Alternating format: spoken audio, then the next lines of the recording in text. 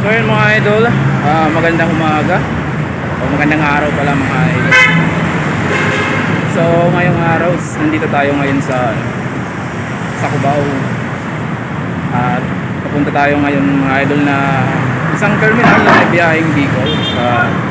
Alamin natin yung kung ano bang mga biyahe meron doon. So matagal-tagal natin hindi na-update yun mga idol Kaya ngayon, pupuntahan natin mga idol. So ayun mga idol, panibagong kabanata na naman natin ito ng pag-vlog ng tungkol sa mga biyahe. So ganun pa man sa mga hindi pa nakapag-subscribe, ayan, masusubscribe na kayo dito sa aking YouTube channel. So ito yung Rick TV. So kung meron kayong mga nice itanong sa akin, mag-comment lang kayo sa comment section sa baba. Siyempre pag-like na rin ang video mga idol. So nandito ako ngayon sa may Red sa Cubao. Ayan, Red sa Cubao. So naglalakad ako. Nandun sa unahan kasi yung terminal na pupunta natin ngayon mga idol para makita natin kung anong mga biyahe meron doon. Kasi December na ngayon Ngayon ay December 4 na ata ngayon mga idol. So hindi ko malalaman kung anong meron doon mga biyahe. Kaya pupunta natin. Uuwi din kasi ako ng Bicol So yung mga idol, maya balikan ko kayo pag malapit na ako doon. Nasa EDSA pa ako.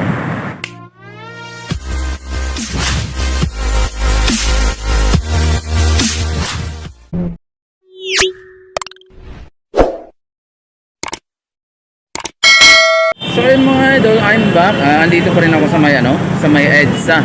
So naglalakad ako. Papunta ako sa station o terminal ng Superline pala yung pupuntahan natin mga idol. So nandun yun sa dulo, iikot pa ako para makapunta ako doon. Ayun mga idol, sa mga bago pa lang at mga kapanood ng video ito dito sa may EDSA Cubao to, dito ako dumaan, sa kabila ako. So sa mga kapanood nito, huwag niyong kalimutan mag-subscribe at pindutin ang bell button para maging updated kayo sa aking bagong mga video. Dito na marami yung pasahero ata ngayon at magpapasko na mga idol. So mga idol, hindi kasi dito ang daanan, iikot tayo sa kabila para makapunta tayo sa pinaka-entrance na labasan ng bus na Superline o ang biyaheng Bicol mga idol. So ayun, maya maya kung nandun na ako, balikan ko kayo para makita natin kung ano bang mayroon ito.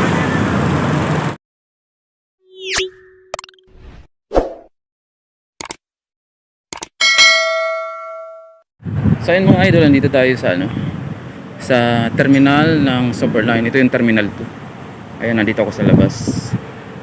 May mga bus na pala dito. So papasok tayo sa loob. Parang maraming biyahe ngayon pauwi ng Bicol. Kasi uwi ako ng Bicol ng December 21. Yung Team Bicol Vloggers, ayun, kung may nanonood man sa akin na Team Bicol Vloggers, meron kaming Grand Eyeball sa Legazpi, pero di ko pa sure kung saan ba ang venue ang gusto nila Mga ka-team namin, mga Bicolano Vloggers, ay magkakaroon ng Grand Eyeball. So uwi ako, alam ko na kung saan maganda sumakay. So experience ko na rin magsakay dito sa Superline kasi maganda rin yung nila, bus nila dito mga idol. Samahan niyo ako, ikutin natin ito. So ayun nga pala, may mga bus na mga idol, kung makikita nyo, ayun mga bus, mga babiyahe ng Bicol. So Bicol only ang gaya dito mga idol, wala namang iba. Medyo matao pala ngayon. So ayun, meron silang Light Express Superline. So yan yung mga bumabiyahe ng Bicol region mga idol. So tamang ticket area dito, wala namang kalagay mga idol. Maraming tao. Titingnan natin yung mga Bicol trip nila kung saan. Maraming kabang dito. Maraming mga tao mga idol. So mga idol, kung kayo ay uuwi ng Bicol o punta lang kayo dito sa istasyon ng Superline, maganda dito sumakay So titingnan natin doon sa may area. Maganda rin dito ang sakayan nila. Ganda. So yun guys, marami ng bus pala dito na abang na mabiyahing Bicol. Ayan, makikita nyo. So sila yung mga bumabiyahe ng Legazpi. Meron din silang Sorsogon, may Dait, Naga, Capitan-Sur. Basta Bicol region, ang Superlines ang bumabiyahe madalas doon mga idol. So ayan, dapat kung dito kayo, dito tayo sa kung alam niyo yung Cubao Station dati nila, yun doon sa may katabi ng 5 star, nalipat na dito na to sa kabila, katabi ng Victory Liner mga idol. Hey there. Subscribe to my channel. And also press this bell icon. So ayan mga idol, I'm back. Ayun, hindi na tayo nakipagsiksikan doon at maraming pasahero. Ano ko na dyan sa screen yung complete information, schedule ng biyahe, lugar kung saan may biyahe ngayong December ang Superline at kung saan meron silang terminal.